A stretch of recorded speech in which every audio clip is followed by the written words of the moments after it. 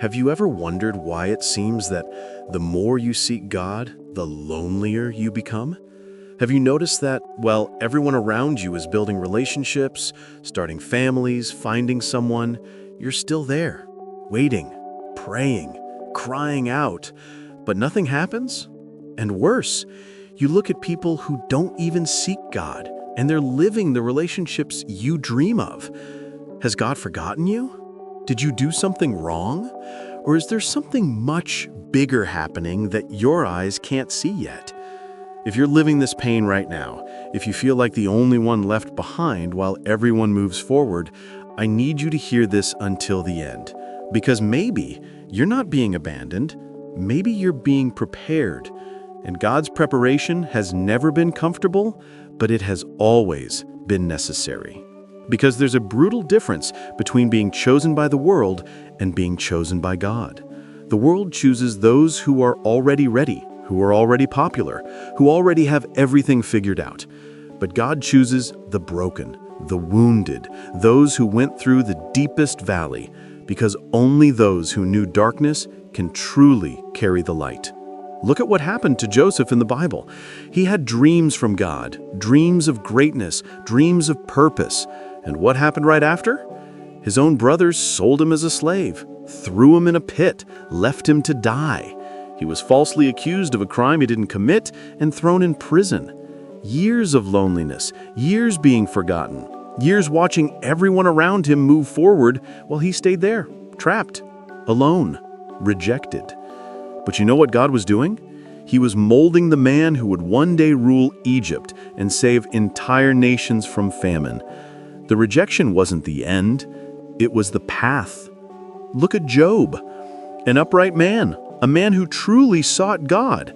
And yet, he lost everything: children, possessions, health, respect. Even his own wife turned her back on him and told him to curse God and die. He was completely alone, sitting in ashes, with wounds all over his body, rejected by everyone. And in the middle of it all, he cried out to God, questioned, wept, but didn't give up.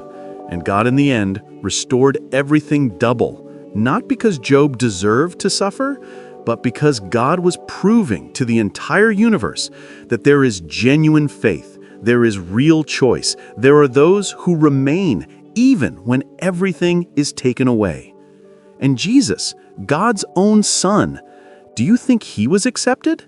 He was despised from birth, born in a manger, in a place where animals slept because there was no room for him. Grew up being called the carpenter's son, nothing special. When he started his ministry, he was rejected by his own family, by religious leaders, by the people he came to save. His closest friends abandoned him in the hardest hour. One betrayed him for 30 coins. Another denied him 3 times. He died alone, hanging on a cross, rejected, humiliated, despised. And it was exactly through that rejection that salvation for all humanity came. Let me introduce myself. My name is David. I'm the creator of the Christ Reset channel. Subscribe to the channel and comment with a heart with lightning emoji, and I will like and heart your comment because Christ's word of love penetrates our hearts and causes us a life reset. So why are God's chosen ones rejected? Because God's choice doesn't come wrapped in comfort. It comes with purpose. And purpose always requires purification. The suffering of the chosen is not punishment, it's a furnace. And the furnace doesn't burn gold, it purifies it. It burns everything that's impure, everything that's superficial, everything that won't withstand the weight of glory God is preparing to place upon you. When God chooses someone, he doesn't immediately deliver the mission. He prepares, he trains, he molds, and the molding hurts. It hurts because it breaks the pride that still exists within you. It hurts because it tears away everything that's old, everything that's worldly, everything that no longer serves where he wants to take you. It hurts because it takes you out of your comfort zone, from that predictable and safe life to put you in a place where you have no choice but to depend completely on Him. And you know what else? God removes the wrong people before giving you the right ones. He makes you go through loneliness so you learn to find in Him the companionship you always sought in others. Because if you don't learn this now, when the right people arrive, you'll place on them expectations that only God can fulfill. You'll seek in them the validation only God can give, and then you'll get frustrated again. Hurt again, disappointed again.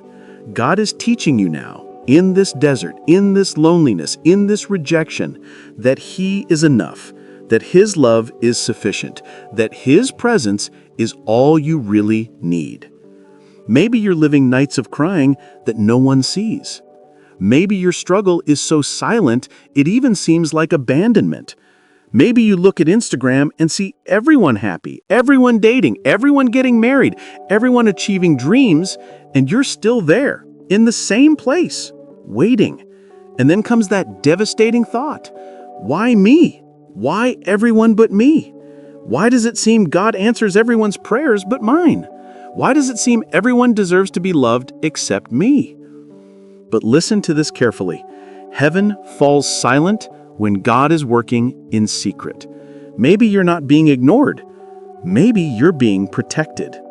Maybe God is hiding you until the right time to reveal you, because what He's preparing for you is so great that if you received it now, you wouldn't be ready to carry it. That's why the chosen suffer more, because there's something inside them that needs to be awakened, and only pain has that key. If everything were going well, if you had gotten that relationship you wanted so much, if you had achieved it your way, you would have settled. You would have stopped seeking. You would have forgotten the purpose God placed within you.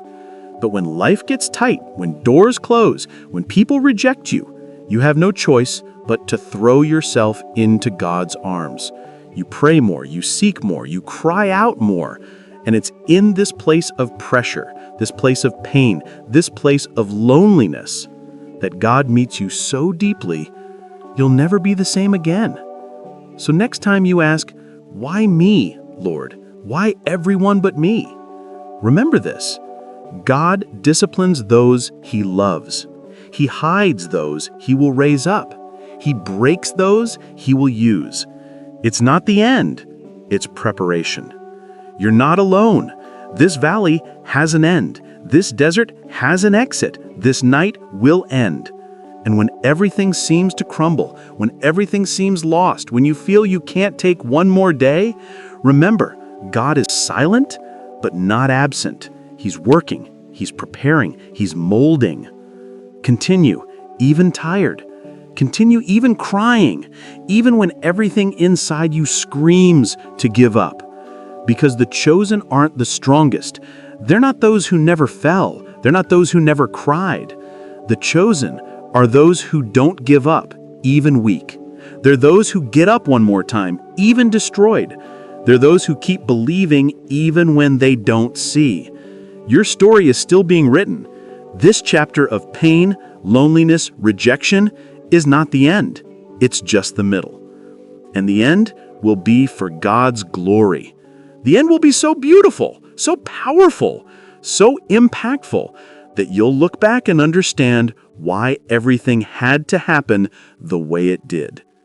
Imagine yourself a few years from now with the person God prepared especially for you, not just anyone, but the one who will walk beside you in purpose, the one who will strengthen you in faith, the one who will understand your scars because they have theirs too. Imagine yourself telling your testimony to someone going through exactly what you're going through now and being able to say with conviction, I know how it is. I went through it. I almost gave up, but God held me and He'll held you too. Imagine yourself using all this pain, all this rejection, all this suffering to help other people not give up. That's the purpose. That's the plan. You're not being rejected for nothing. You're being molded for something much greater. And now I want to hear from you. Have you ever felt rejected for seeking God? Have you ever felt that you're being tested by something you don't understand? Have you ever wanted to give up, but something inside you made you continue? What was the hardest moment of your journey so far? Leave your answer here in the comments. Maybe your pain is similar to others here, and together we can strengthen each other. This is the Christ Reset channel. Did you leave your like, share with friends, subscribe to the channel? Thank you so much, and see you in the next video. Don't forget to watch the previous video appearing on your screen.